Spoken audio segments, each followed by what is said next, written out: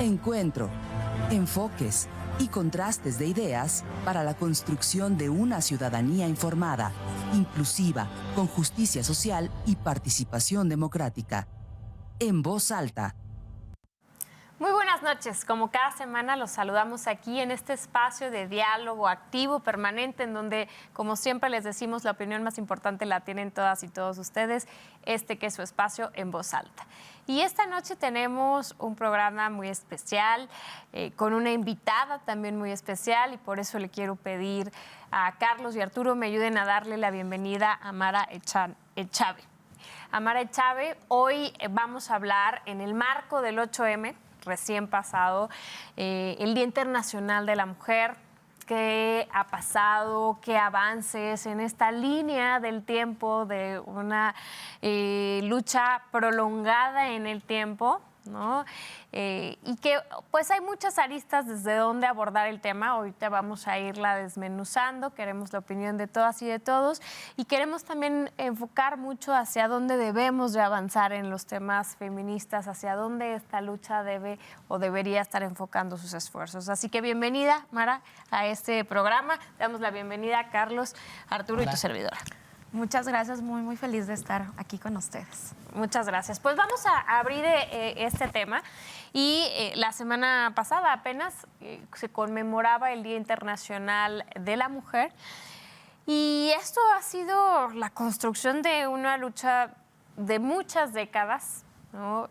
Podríamos aquí dar una clase de historia de lo que hizo que se conmemorara a nivel mundial un día específicamente, el Día de la Mujer.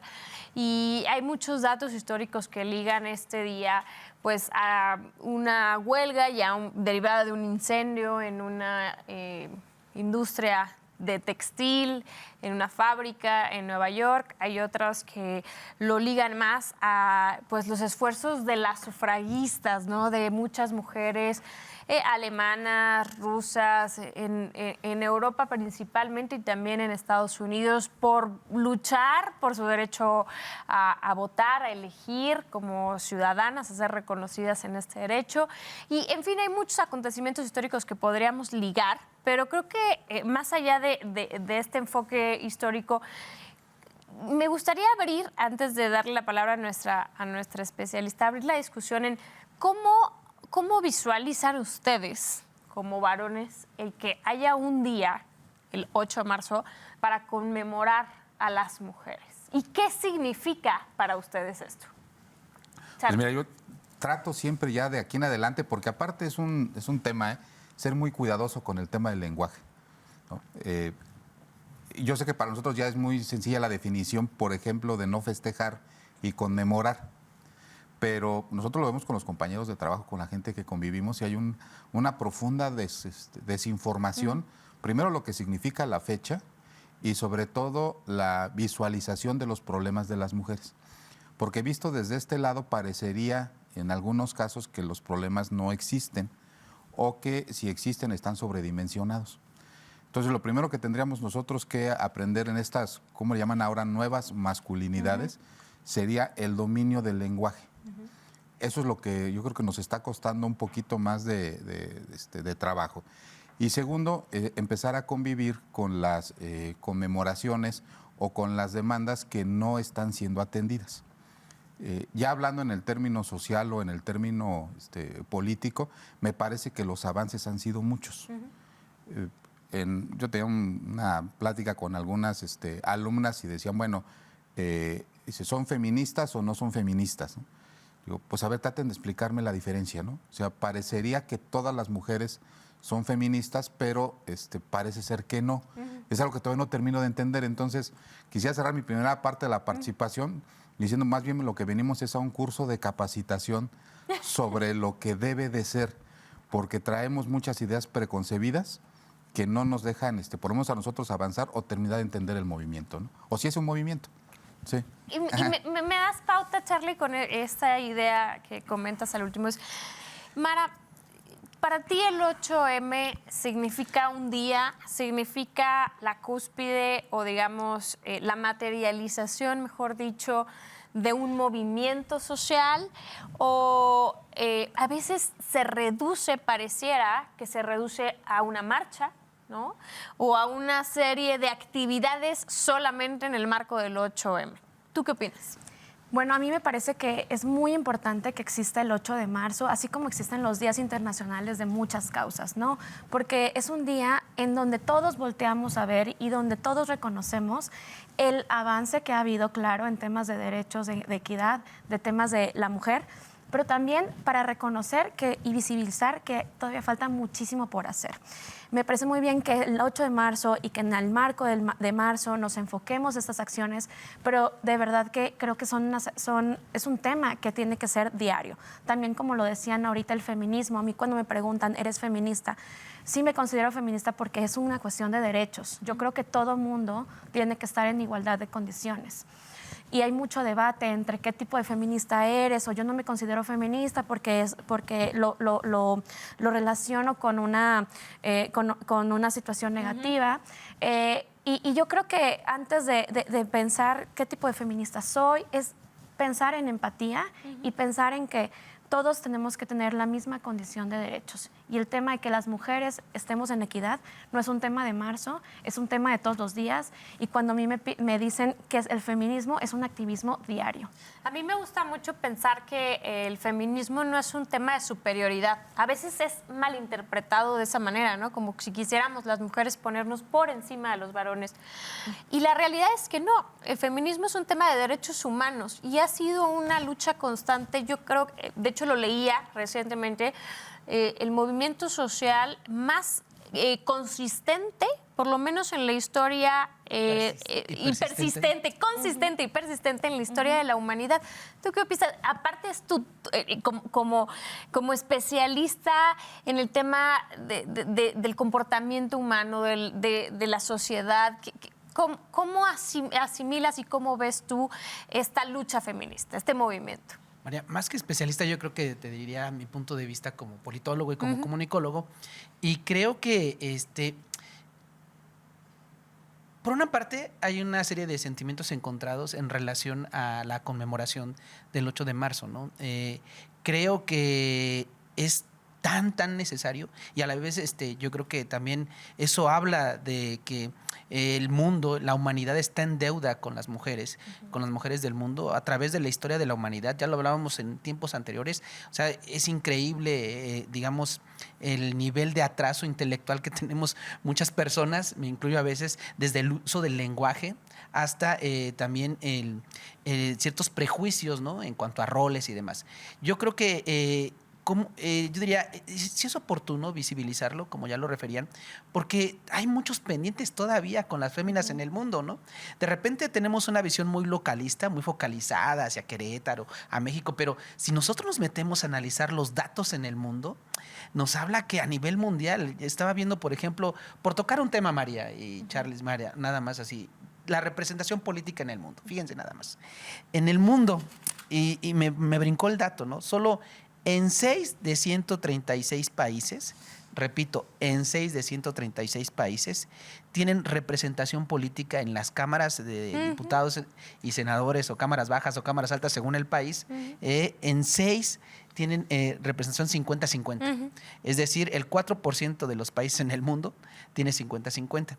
Hay un dato que digo, me sorprendió y a la vez me fue muy grato conocerlo, que es que América Latina pues está a la vanguardia en ese sentido, ¿no? Y México. 50%. Tenemos 50-50. Sí, tenemos el 50% en el Congreso de la Unión. Exacto, eso es un buen dato, ¿no? Pero digo, el país que más avanzado está en términos de representación, o ya está un poco sobre representado, es Ruanda, con el 61%. Le sigue Cuba, 50 y 50, ¿no? Y Nicaragua. Entonces, Nueva Zelanda, o sea, es de los países que estamos ahí, los Emiratos Árabes y demás. Pero hay otras partes del mundo donde no pasa eso. Este pequeño dato, ¿qué nos dice? O sea, es súper oportuno cada año estar diciendo, hey, Ojo, tenemos deuda, sobre todo, y digo, solo traté de en esta primera participación jalar el término de representación política de la mujer en las cámaras de diputados, ¿no? Pero si nosotros nos ponemos a analizar el histórico de 1955 a la fecha, en 1955 no había una sola jefa de Estado. Digo, sobre la reina, que son jefas de Estado por una cuestión constitucional y demás de algunos países, pero me refiero electa, ¿no? Y cuando hablamos en 2023... Bueno, es que en el 55 fue la primera vez que las mujeres mexicanas ejercimos nuestro voto. Sí, sí, sí. O sea, se aprueba la reforma constitucional que reconoce el derecho del voto a las mujeres en el 53, pero ejercemos primera vez nuestro voto hasta el 55. ¿Qué cosa, Imagínate. ¿no? O sea, apenas O sea, pareciera no hace mucho. que sí, que estamos hablando de un tema milenario y la realidad es que cuando mi abuela nació ella no podía votar. Exacto. Así de fácil. Y a nivel mundial, o sea, en todo en el planeta solo había jefas de Estado que eran reinas, ¿no? Sí, que era un tema más de linaje, ¿no? De linaje, pero no había. Y digo, hasta 2023 tenemos 31 nada más, ¿no? Entonces, ¿eso de qué habla? O sea, hay una deuda histórica en el ámbito político, para empezar, de la representación del género femenino en la representación. Ojo, no quiere decir que por el simple hecho de ser mujer tengas que estar en la palestra política. Lo que quiere decir es que sí es cierto, hay un sistema patriarcal y hay que aceptarlo. Hay un sistema patriarcal donde el mismo andamiaje le imposibilita a las mujeres de repente acceder a ciertos cargos de responsabilidad, ¿no? Y entonces, en esta primera impresión, María, yo diría, bueno, es súper oportuno el 8M, porque nos recuerda que estamos, sí hemos tenido avances, Charlie, y sí, o sea, hemos avanzado, pero tenemos deudas. Y esas deudas, y uno pensaría, ¿no? Bueno, en México, ¿cómo andamos? Yo quedé gratamente sorprendido que en México estamos evolucionados por encima de otros países de Europa, por ejemplo, en términos de representación política. Y qué bueno que se generen este tipo de discriminación positiva hacia el género, porque de lo contrario no iremos avanzando, ¿no? Entonces, creo que eso es un primer elemento, María. Decirte, sí es oportuno el 8M, que se sigan conmemorando. Luego, hay gente que critica, a ver, hay expresiones radicales que a lo mejor algunas personas no tendremos coincidencia, pero lo cierto es que sí es necesario las manifestaciones y los movimientos. Es un movimiento persistente, María, pero hay la historia misma. Y solo por rescatar algunos dos movimientos, ¿no? Desde luego, cuando hablabas de este primer movimiento de las feministas o de las mujeres en Estados Unidos, en Nueva York, con la fábrica de textiles y que en el fondo buscaban, pues, primero el derecho al voto, ¿no? Condiciones laborales mínimas, sí, o sea, dignas. No, y aparte, nada más para que nuestra audiencia les dé una referencia, ¿ustedes se imaginan que las mujeres trabajaran más horas que los hombres y que ganaran menos salario? Bueno, eso pasaba en los 1800 y tantos. Eso sigue pasando. Bueno, sigue Ahorita pasando, hablaremos. sigue pasando, menos marcado, pero sigue pasando. Pero en aquel entonces las mujeres decían, oigan, queremos tener igualdad de condiciones laborales que los varones. Y buscaban el derecho al voto, un trabajo digno, la formación profesional, el acceso a la capacitación, que eran discriminadas muy seriamente. Entonces, eso pues, tuvo razón, ¿no? Pero hubo otros movimientos a través de la historia, como en 1945 en Dublín, ¿no? Una huelga de 1,500 trabajadoras que logró más vacaciones y que eso repercutió también en los varones, por ejemplo. Entonces, ¿es pertinente este tipo de momentos? Claro que son pertinentes. Podrán o no coincidir algunas opiniones respecto de manifestaciones radicales, pero lo cierto es que sí vale la pena la conmemoración y desde luego, pues bueno, que se aglutinen para recordarle, no a la sociedad en México, no a la sociedad, a la humanidad, que hay todavía una deuda con las mujeres. Sin duda ha habido avances y yo creo que hay que partir de reconocerlos, porque triste y deprimente sería pensar que han pasado tantas décadas y tantas mujeres encabezando esta lucha y que seguimos en el mismo punto de partida. Sin lugar a dudas hay muchos avances, hay avances significativos, por ejemplo, en el acceso de las mujeres a la educación.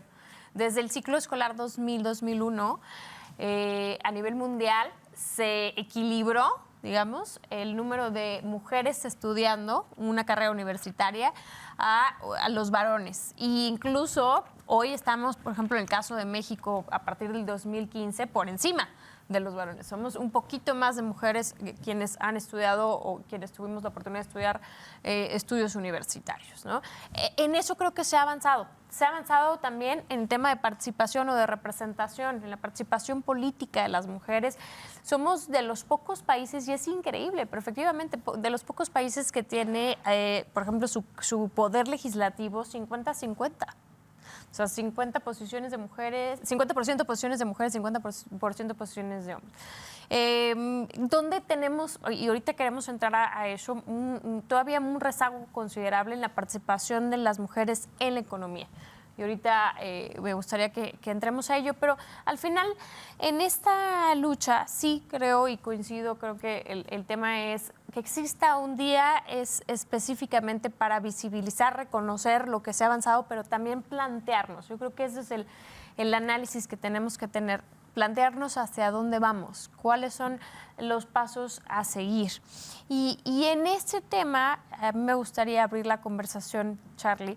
Es decir, existe el 8M, reconocemos que ha habido una lucha permanente que ha abierto condiciones distintas. A veces este dilema de asumirse feminista y de saber si un hombre puede o no puede ser feminista o se puede identificar con la causa feminista o si... Incluso asistir a una marcha. O asistir a una marcha. Creo que todavía como sociedad, efectivamente, y tú lo decías, actuamos con cierto miedo. Y no solamente los varones, también las mujeres. Decimos, a veces nos da miedo asumirnos feministas por ser juzgadas, porque, ay, no, es que esta ya está loca y ahora va a ser tal. Odia a los hombres. O es igual a odia a los hombres, o es igual a no va a ser equipo, ¿no? En muchos aspectos vivimos como sociedad con cierto miedo y creo que ese es uno de los temas que tendríamos que plantearnos superar. ¿Tú qué opinas? Mira, yo, visto desde acá, parecería ser que el tema es ambiguo. O sea, cuando a alguien se le invita, por ejemplo, a una marcha, decir, voy a una marcha de qué. ¿Sí? La marcha que acabamos de ver aquí en la ciudad de Querétaro, pues fue muy representativa y fue muy nutrida, pero con muy diversas causas. ¿Sí? Yo me quisiera ir a principios de siglo con el análisis que hace Arturo y quisiera hacer dos cosas por separadito. Uno, la lucha feminista empieza como un movimiento laboral, no por un movimiento de inclusión en la participación democrática. ¿Sí? O sea, las luchas laborales son más antiguas por mejorar las condiciones laborales que la lucha del ser humano porque su voto se respete. ¿Sí? O sea, cuando ya había reyes y todavía había reinas, ya existían las luchas de clases, es decir, de los obreros por conseguir mejores condiciones. Y luego en algún momento de finales del siglo pasado se metió el argumento de que para que logres mejores condiciones laborales tienes que tener derecho de voto. Y entonces parecería ser que lo ligabas, ¿no? Y entonces es, para que mejoren tus condiciones, primero tienes que conseguir esto. Y entonces la lucha se fue por ahí. ¿Sí? Y después ya votaron. Ah, pues ahora no, espérate. O sea, para que mejoren tus condiciones laborales, ahora necesitan llegar las mujeres al poder. Entonces vino una lucha de paridad de género en los órganos legislativos, que no ejecutivos, por cierto, ¿no? En los órganos legislativos en una primera instancia, en ayuntamientos, en poderes legislativos y en el poder legislativo de la federación. Y ya llegaron. En el caso de la legislatura federal, creo que es la tercera legislatura o cuarta.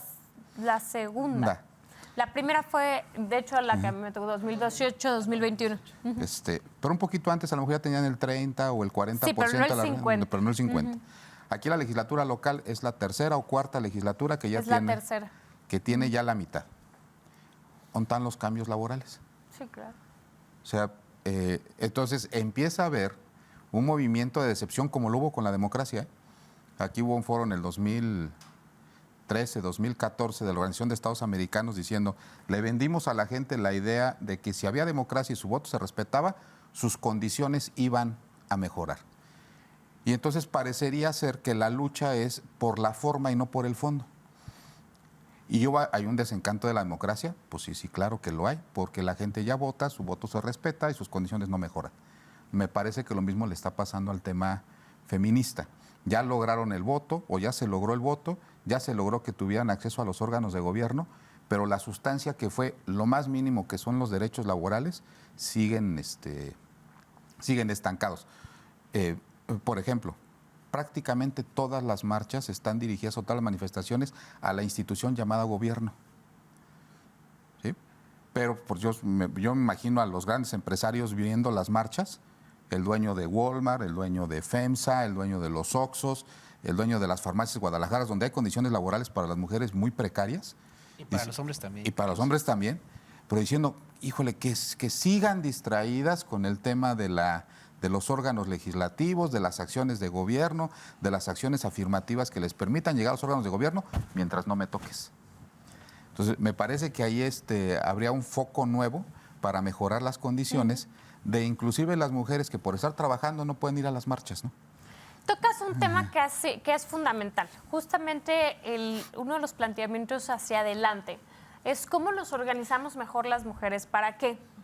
Para que no estemos solas. Voy a poner un ejemplo muy práctico, pero que tiene que ver con lo que tú dices, Charlie. Hoy por hoy podríamos decir que 50% de las integrantes o de los y las integrantes de la Cámara de Diputados Federal en México son mujeres. Somos mujeres o fuimos mujeres. Y lo que sucede en términos prácticos es que una valiente de ellas, de esas 250, es la que se le ocurre plantear una reforma laboral que tiene perspectiva de género, es decir, que pone en condiciones de igualdad en un mismo punto de salida, de partida, a las mujeres y a los hombres.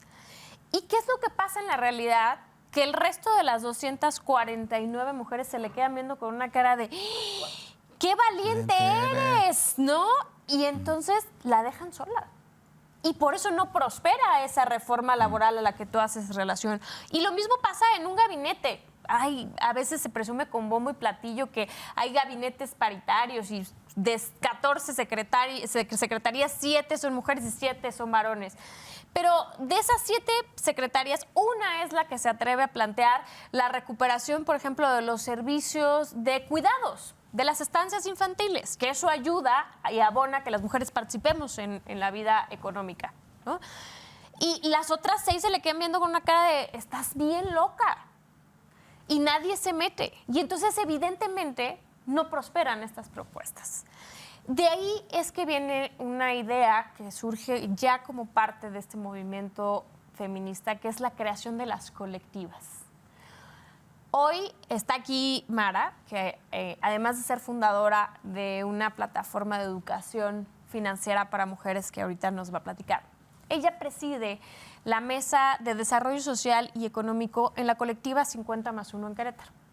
La colectiva 50+1 es una colectiva a nivel nacional, surge desde el 2018, tiene representación ya en todos los estados. Y la idea justamente es esta organización de las mujeres para que las que se dedican al ámbito público no estén solas. Esa diputada, esa secretaria, esa presidenta municipal que se va a atrever a plantear un cambio estructural de fondo que le va o que le debe de mejorar la vida a cientos de millones de mexicanas que no están en esa condición de privilegio, no se quede como un hecho aislado solitario. Esa es la finalidad de las colectivas como 50+1. Y de eso quisiera que platicaras un poquito más, Mara, de la importancia de ahora crear redes entre nosotras las mujeres. Muchas gracias, María. Estoy sorprendida de lo que platicas, de cómo cuando una mujer se atreve a hacer una iniciativa, ¿por qué las demás nos quedamos calladas y no nos atrevemos? Tal vez porque estamos acostumbradas las mujeres a no incomodar, a no alzar nuestra voz, o ya llegamos a un puesto de poder, a un puesto... ¿Y no lo quieres perder? Entonces no lo quiero perder, entonces no quiero incomodar, no me quiero atrever a mover las cosas. Ya estoy aquí, entonces calladita me veo más bonita. Cuando creo que es muy importante esto que hablábamos de las marchas. Estaba yo sorprendida en esta marcha, esta fue mi tercer marcha a la que acudo, y cada año me encuentro con más personas que es su primera marcha. Entonces, tú lo mencionabas hace ratito, Carlos, sí, la marcha va muy enfocada a demandar mejores condiciones para las mujeres hacia el gobierno, pero también pasa algo transformador y algo muy importante entre nosotras mismas. Cada año somos más las que asistimos, cada año somos más las que nos atrevemos a decir, sí, yo quiero mejores condiciones para las mujeres y yo quiero un cambio sistemático. Y algo que cambia, y algo muy poderoso es que va cambiando el chip en nuestra mente individual y después se convierte como en un cambio colectivo. Exacto. Entonces, por eso es tan importante seguir yendo a las marchas. Y Sí. Y yo estoy muy contenta de pertenecer a la colectiva 50+1 porque se alinea muchísimo a mi propósito de vida. Yo soy cofundadora de una plataforma de servicios financieros para las mujeres porque yo soy una fiel creyente que el dinero tiene un poder transformador en nuestras vidas. El dinero es el medio, es la herramienta para que las mujeres tengamos más seguridad, para que consigamos nuestros objetivos de vida y para que vivamos una vida con libertad, para que el dinero no sea el limitante. Y en temas de género, pues muy sencillo. 7 de cada 10 mujeres en México hemos sufrido algún tipo de violencia. Y la violencia económica es la más común. Y la dependencia económica es el primer motivo por la que una mujer no puede salir de una relación violenta. Entonces, por eso es tan importante ayudar a las mujeres a conectar con su poder económico.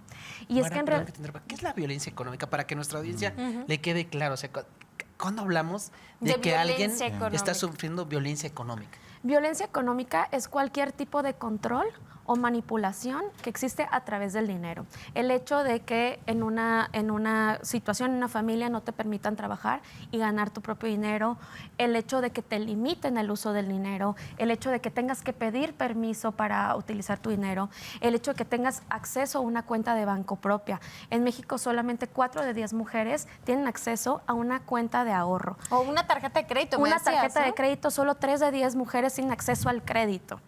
Entonces, como tú decías anteriormente, sí estamos en una situación en donde hay una deuda histórica y claro que es importante empezar a generar acciones para acelerar este cambio, acelerar el acceso a las mujeres a su dinero, al poder de hacer crecer su dinero y al poder de vivir de poder trabajar en una situación que también nos favorezca y que acelere estas condiciones para que estemos en un piso realmente parejo. Cuando escuchas hablar, por ejemplo, a Mara, ¿no? Su tema se especializa y se enfoca mucho en el tema económico y la participación de las mujeres, pero ahí es donde, y quiero retomar algo que dijo muy valioso. De afuera, pareciera que la marcha no tiene más que decir, vamos a ir a pedirle al gobierno que nos dé mejores condiciones.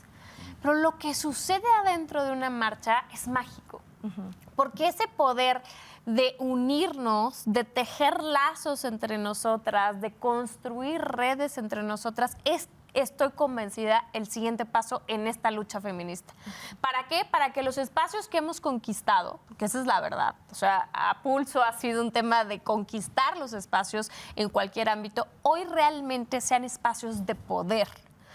Porque, y esto te preguntaría, Artur, a veces no sé si lo que hoy existe está más bien desde un plano de cumplir a nada más por a veces rellenar, ¿no? O por decir que las cosas son de una u otra manera, pero ¿qué tanto significa un espacio hoy de liderazgo, una verdadera oportunidad de poder, de transformación para una mujer?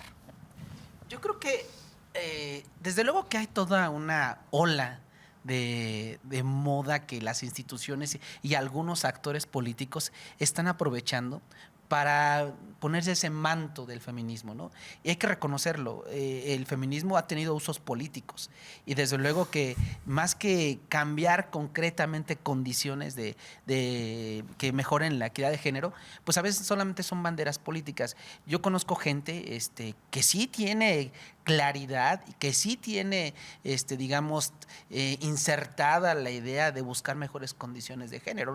Yo luego aquí, por ejemplo, en la universidad, nuestra rectora es una feminista creída, ¿no? Y aparte es miembro de 50+1. No, de es verdad. miembro de 50+1. Y yo veo cómo le dan un uso político a veces para atacarla. Yo digo, ¿con quién están hablando? No saben que, o sea, si hay alguien más feminista en esta universidad, es nuestra rectora, ¿no? Y yo digo, de verdad, y es cuando yo me doy cuenta que hay gente que está haciendo uso de la causa feminista para dañar, para lastimar, para sus fines políticos. Y hacen poco para promover de veras condiciones estructurales que mejoren en las condiciones de fondo, ¿no? Y yo creo que nos vamos a un corte y seguimos, María, pero me quedaría con esta primera idea, ¿no? Muchísimas gracias. Vamos a un corte, regresamos ahorita con los temas en donde necesitamos las mujeres unirnos, crear, fortalecer estos lazos para crear mejores condiciones y oportunidades, y sobre todo con un enfoque particularmente en las mujeres en la economía. Muchas gracias. Continuamos en Voz Alta. Ya estamos de vuelta, estamos hablando del 8M, del Día Internacional de la Mujer, del movimiento feminista, de los avances, ya hablamos de los avances, hablamos también de la importancia de visibilizar en un día estos avances, este reconocimiento de hasta dónde hemos llegado, y por supuesto ahorita estamos entrando hacia dónde tenemos que ir, hacia adelante, cuáles son los objetivos de esta lucha feminista. Sí, María, estábamos hablando de qué tan real es esto de que a las mujeres les han abierto espacios para dirigir tanto instituciones o empresas. Y yo te decía que hay gente que solo está usando el feminismo como bandera política y que están en decisiones de poder y que realmente no han hecho nada por mejorar las condiciones estructurales de las mujeres en su situación laboral, ¿no? Otro dato, me gustan los datos, pues ni modo, vengo de las ciencias sociales, ¿no? A nivel internacional, fíjense ustedes, solo 4% de las empresas más poderosas del planeta están dirigidas por mujeres. Eso habla, ¿no? De que en realidad espacios de poder, es decir, de 100 empresas, solo 4 las dirigen mujeres. O sea, ¿qué pasa ahí con ese tema, no?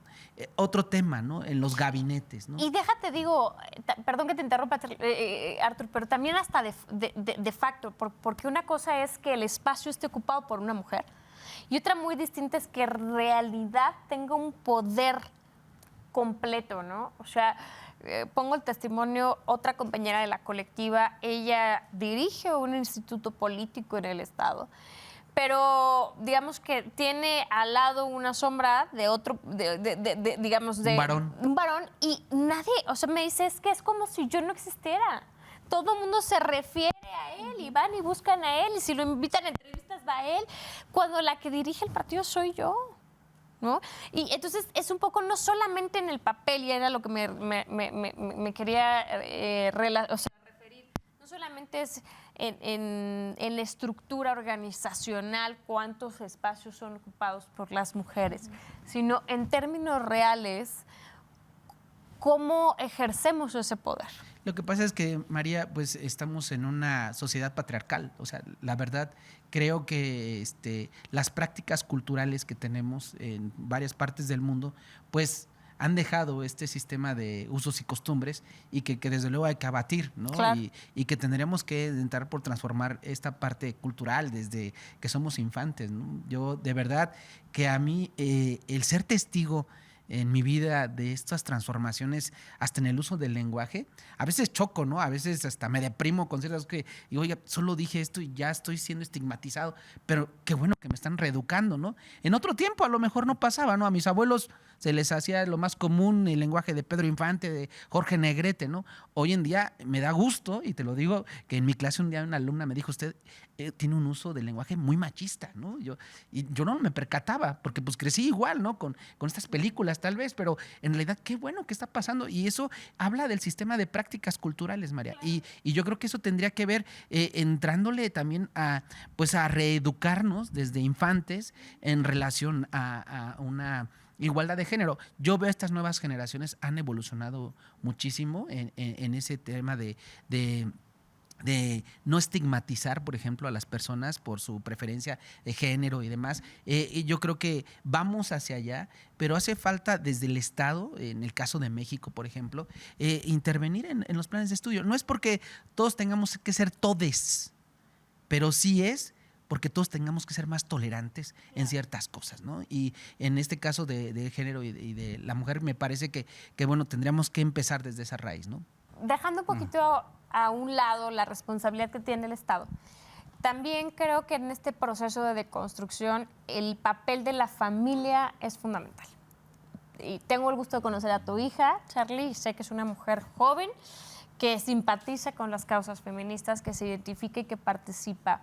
Y que creo que seguramente ella pone en el tema de conversación dentro de la familia muchas de estas causas que a lo mejor al principio no sé qué tan comprensibles eran, pero que seguramente el paso del tiempo, tanto tú como tu esposa y el resto de la familia, pues han ido asimilando, ¿no? Fíjate que yo doy la clase de formulación y evaluación de proyectos de inversión en la universidad. Entonces, y mi mayoría de mi auditorio son niñas, son mujeres. Mi hija es niña y es activista totalmente del feminismo. Y yo con ella y con mis alumnas trato de decirles lo que decía Mara. El poder tiene reglas y el poder no tiene género. ¿Sí? Y el poder no se da, el poder se arrebata y uno se apropia de él, no se cede. El que tiene el poder no lo da ni lo comparte. ¿Sí? Y tampoco hay, el poder no es masculino ni es femenino. El poder es. Es el poder, ¿sí? Y entonces pues es muy natural que lo que sientan es que cuando alguien llega a la estructura del poder, si no sabe el ejercicio del poder, entonces termina decidiendo el segundo, que regularmente es un varón. En el caso de las mujeres, siempre, pues en el caso de los institutos políticos, pues, si es el presidente es mujer, pues el secretario es varón. Yo he visto mujeres que dominan las reglas del poder, que es lo que yo le trato de enseñar a mi hija y lo que le trato de enseñar a mis alumnas, de forma magistral. Y al principio sí llegas y dices, a lo mejor no es ella la que decide. Y buscas el varón, inclusive visualmente, ¿no? O sea, si hay dos personas en una reunión, buscas al varón porque él es el que decide. Pero basta con que la mujer dé un manotazo en la mesa y te das cuenta que ella es la que manda. Y no tiene que ver con su género. Uno, esas reglas del poder. Dos, lo que te da el poder es tener lo que la gente quiere. Es la segunda regla. Entonces lo que decía Mara es cierto. Yo no voy a ejercer poder si no tengo lo que los demás quieren. ¿Y qué quieren? Dinero. ¿Sí? Ejerce sobre mi poder si alguien más tiene lo que yo quiero, que es dinero. Entonces, una forma de tener poder o restarle poder a quienes lo ejercen sobre mí, se lo digo a mis alumnas de forma muy clarita, es no querer lo que, no necesitar lo que tú tienes para darme, que en este caso es dinero. Que es dinero. ¿No? Y entonces, capacidad de decisión, una serie de cosas. Entonces hay 7, 8 reglas de la naturaleza del poder para ejercer por las mujeres o por los varones cuando llegan. Porque también he visto el caso contrario, he visto varones en el ejercicio del poder y termina decidiendo la esposa. ¿Sí? Pues hay un libro que se llama ahí Las consortes del poder, ¿no? O sea, inclusive las mujeres no necesitan el cargo para ejercer este poder. Entonces, esto comprueba la teoría. Entonces, ejercicios como los que hace Mara, que seguramente ahorita nos va a platicar, empoderan. Pero si las mujeres con dinero no saben ejercer el poder, se van a frustrar. Porque van a decir, ya hice todo lo que me dijeron en mi colectivo del feminismo. ¿Y ahora? Y ahora ya tengo poder, ya tengo dinero, pero sigo sin sentirme empoderada. Claro. Entonces, no solamente el dinero es una herramienta, falta la técnica para poder hacer que mediante el dinero se empoderen a la mujer. Que son dos cosas diferentes. Sin duda, tenemos que trabajar en estas herramientas que nos permitan pasar quizá del desarrollo de habilidades a la autoconfianza, que también es fundamental. Y vamos a entrar a la materia, Mara, de lo que has venido preparando en alianza con 50+1 y LEAD, que es esta plataforma de educación y acompañamiento financiero para las mujeres. Son una serie de webinars sin costo para que se registren. Ahorita les vamos a poner aquí el link y también a través de las redes sociales del colectivo 50+1 Querétaro. Platícanos de qué se trata.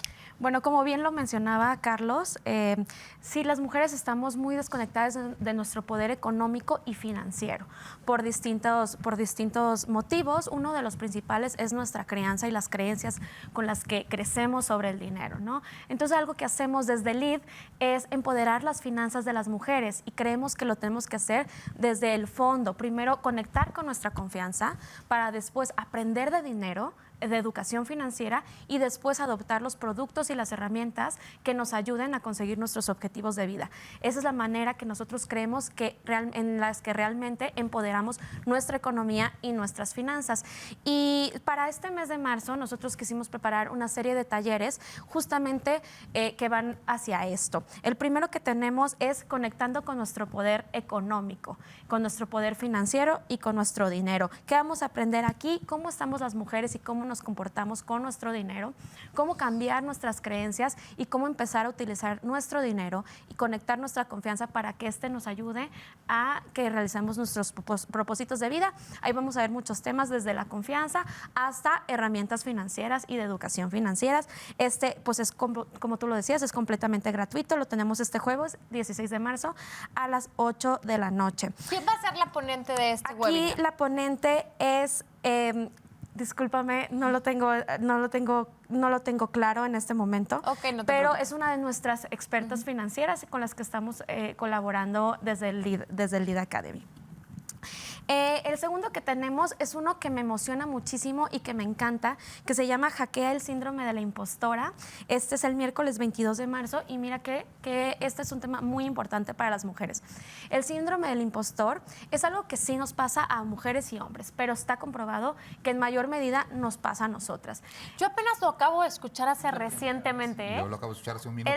Yo la semana pasada. Ajá. Platícanos, ¿qué El es? síndrome del impostor es esta creencia o este conjunto de sensaciones y emociones y pensamientos que se nos vienen recurrentemente a la mente que nos hacen dudar de nuestras capacidades, que pensamos que somos un fraude, que estamos en el lugar en donde estamos por cuestiones de suerte y que en algún momento nos van a cachar y van O sea, a que decir, las él cosas es un se fraude. te dan porque tienes estrella en la vida, pero no resultado de tus capacidades, y trabajo. esto es por falta de creértela, por falta de reconocimiento. Por estar dudando constantemente en nosotros, ya engañamos a todo el mundo cree que estamos aquí porque nos lo merecemos, pero yo en el fondo no creo en mí misma, entonces constantemente estoy sintiendo que me van a descubrir. Y esto es más recurrente en las mujeres. Es mucho más recurrente en las mujeres y lo que nos hace esto es, número uno, ser súper perfeccionistas, ¿no? Entonces esto nos abruma todo el tiempo, queremos hacer todo perfecto, no nos vayan a descubrir que hicimos algo mal, ¿no? No vayamos a no ser merecedoras. Exacto. ¿no? Otro es que somos workaholics, a veces trabajamos de más porque tenemos que esforzarnos el doble por estar en el lugar Por en el que estamos. demostrar también, Por ¿no? demostrar que estamos en el lugar que estamos. Y lo más grave, y que desafortunadamente pasa mucho, es que nos frena. Antes de atrevernos a postularnos a alguna posición, antes de y siquiera de levantar la mano en alguna reunión, la dudamos el doble y nos frena a hacer muchas cosas. Entonces, en esta plática vamos a aprender, bueno, el síndrome del impostor es algo que la mayoría de las personas lo vivimos, pero qué tanto lo vives y qué tanto te está afectando en tu vida día a día. Entonces, aquí vamos a aprender a identificarlo y a mejorar nuestra confianza y nuestro reconocimiento hacia nosotras mismas. Entonces, Oye, eso perdón es que el te interrumpa, miércoles pero 22. nos platicaban cuando yo escuché el síndrome de la impostora, igual que ustedes, me quedé a ver, explícame, ¿no, Mara? Me ponían un ejemplo que me quedó muy claro. Dice, imagínate que ponen un anuncio de un trabajo, ¿no? Y hay 10 requisitos. Y la mujer revisa los 10 requisitos y a lo mejor no cumple uno por completo. Entonces tiene 9 de 10. Ella no va a aplicar al trabajo porque dice, no, estoy incompleta. Y un varón ve los 10 requisitos, cumple uno y dice, y aquí soy, estoy listo. Y es un tema de autoconfianza, claro. Y llega a un cargo de elección popular. Y también, mira, no sé, a todo. Al final del día tiene que ver con esto, ¿no? Con un tema de confianza. Sí, está comprobado que en un salón de clases cuando hacen una pregunta hay muchos más niños que levantan la mano, incluso levantan la mano antes de que terminen la pregunta, ¿no? Entonces sí, hay un tema muy disparejo en la confianza en nosotras mismas. Es muy impresionante. El tercero es convirtiéndome en una líder. Uno de los temas por los que estamos en esta desventaja económica también las mujeres es porque solo el 9% de los cargos directivos en México son ocupados por las mujeres. Antes lo decías, sí somos más mujeres las que actualmente nos estamos graduando de universidad, sí llegamos a cargos, a gerencias, hasta gerencias, pero de ahí como que la carrera de las mujeres se ve truncada. Entonces, ¿qué hace falta? Bueno, si es un cambio sistemático, si es un cambio en la cultura, si es un cambio mucho en nuestra confianza, pero sobre todo es aprender a irnos destacando en nuestra área profesional, en nuestro ambiente laboral. Entonces, en este taller vamos a aprender cómo darnos más visibilidad, cómo autopromocionarnos y cómo encaminar nuestra vida profesional para ser más visibles y para que nos consideren para estos puestos directivos, para ser líderes de equipo y así ir creciendo nuestra vida profesional. Entonces, también va a ser el 29 de marzo a las 7 horas. Todo es en línea, todo es gratuito. Se pueden registrar desde las redes sociales de la colectiva 50+1, que me parece que está apareciendo aquí. Y bienvenidas a esta comunidad. Somos una comunidad de mujeres que estamos aprendiendo de finanzas, aprendiendo dinero, aprendiendo cómo crecer en nuestras profesiones, aprendiendo cómo emprender también. Entonces, vamos a estar muy, muy, muy contentas de que más mujeres se sumen cada día más a esta comunidad. Gracias, Mara. Pues efectivamente es una evolución, ya lo hemos venido platicando a lo largo del programa, es un tema de un proceso también de construcción que necesitamos interiorizar en todas las aristas como sociedad. La universidad juega un papel fundamental, o sea, una universidad juega un papel, yo creo que súper angular en este proceso y pues al final tú en tu balance hacia adelante, ¿cómo ves a las nuevas generaciones? Yo creo que estas nuevas generaciones nos están enseñando muchísimo. Cada que escucho a algún intelectual orgánico, porque hay bastantes y más en esta universidad algunos, la verdad es que me da risa cuando critican a las nuevas generaciones, ¿no? Estas nuevas generaciones son súper hedonistas, que si son generaciones muy débiles, no sé qué. Yo creo que estas nuevas generaciones, María, Mara y Charlie, nos están enseñando bastantes cosas. Y una de las cosas que nos están enseñando, aparte del uso de la tecnología, por primera vez en la historia de la humanidad, las generaciones jóvenes nos están enseñando cosas y aparte de la tecnología nos están enseñando a repensar y a deconstruir esos viejos paradigmas que teníamos con el género, ¿no? Yo no quiero romantizar, por ejemplo, el tema de los roles dentro de la función familiar, ¿no? Claro que si hay un acuerdo, por ejemplo, ¿no?, entre hombre y mujer y está destinado que el hombre se quede en casa y la mujer trabaje, pues es un acuerdo. Lo mismo para una mujer. Si una mujer dice, es que yo estoy cómoda en casa, igual, o sea, eso no lo quiero romantizar. Pero lo cierto es que hay todavía actualmente hay digamos, un rol cargado hacia la mujer, y lo veía, ¿no? Por ejemplo, veía otro dato más. 9 de cada 10 científicas dicen que tener un hijo les merma su carrera científica, o sea, su carrera, o sea, yo no sé si en otros ámbitos, pero en el plano científico, las científicas refieren a nivel mundial, las científicas refieren 9 de cada 10 que tener un hijo les puede mermar su desarrollo. O sea, ahí hablas de un rol, ¿no? Ahí hablas de que sí sigue preponderantemente siendo la mujer que cría, la mujer que atiende la casa, bla, bla, bla. Te digo, no romantizar, desde luego, cuando hay un acuerdo, pues bueno, hay un acuerdo, pero si alguno de los dos géneros tiene la necesidad o el ímpetu de crecer profesionalmente, pues bueno, que por ahí vaya el camino, ¿no? Entonces, creo que estas nuevas generaciones... equilibrios en sí, las labores de cuidado, ¿no? Sí, O sea, que ya no esté solo cargado hacia un lado. Creo que tiene que haber una redistribución de estas labores de cuidado para que efectivamente tampoco signifique ni para uno ni para otro una carga mayor, sino simplemente equitativa y a ambas partes les permita el logro, la materialización de sus sueños, de sus metas. No, pues sí. Y el acompañamiento del sector público en estas labores de cuidado, ¿no? Sí. Estos servicios de cuidado que hoy ya no existen, ¿no? Están muy mermados, como el tema de las estancias infantiles, pues que juegan un rol bien, bien importante. Y el impulso, y también hay que decirlo, ahora sí que de los servicios privados de cuidados por parte de las empresas. Entendiendo que no tendría por qué estar en disyuntiva la posibilidad de construcción familiar de un lado o del otro, para la mujer o para el varón, no tendría que estar peleado con el desarrollo profesional y de ambos, económico. ¿no? Al final, mira, una de mis hermanas, ella es economista, trabajó mucho tiempo para el Banco de México, estaba haciendo la maestría, trabajaba y iba a tener a su segundo bebé, tuvo su segundo bebé, y me decía, es que María, yo no entiendo para qué quieren que vaya a calentar la silla 8 horas. O sea, yo puedo hacer lo mismo y mejor en 5 horas. Lo hago perfecto y me permitirían disfrutar de mi familia. O sea, llegó el momento en el que tuvo que decidir una o la otra, ¿no? O sea, bueno, evidentemente ya tenía a mis sobrinos ya no se pudo dejar, pero tuvo que renunciar a esa posibilidad y a lo mejor truncar un poco su desarrollo profesional.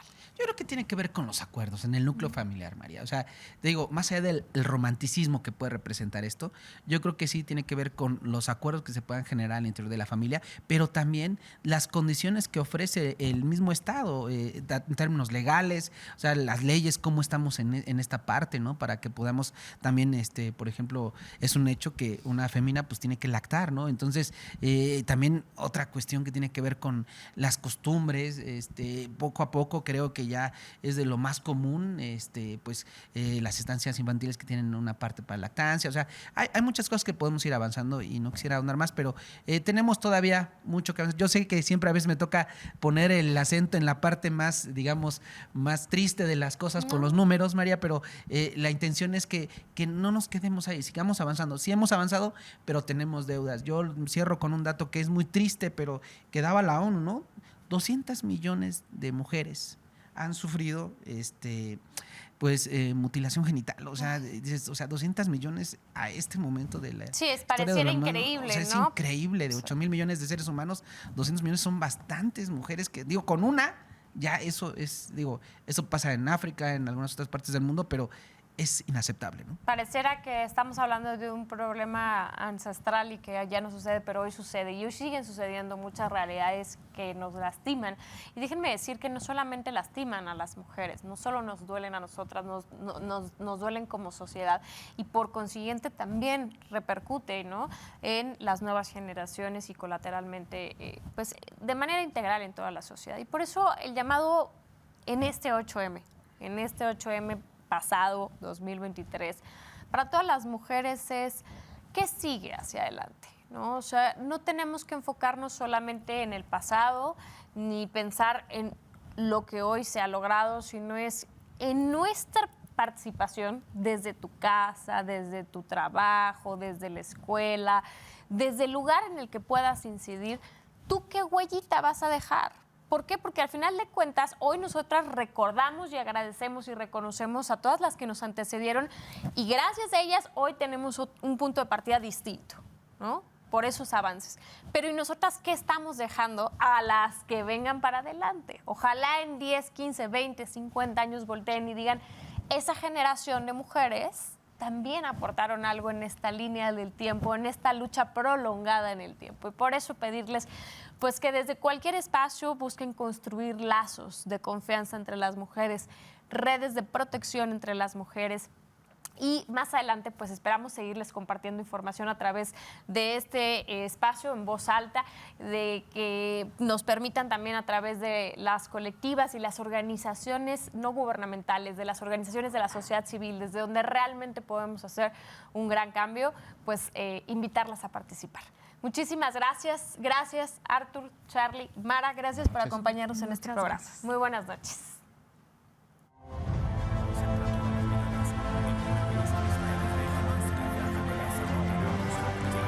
Gracias por acompañarnos en esta emisión. Esto fue En Voz Alta,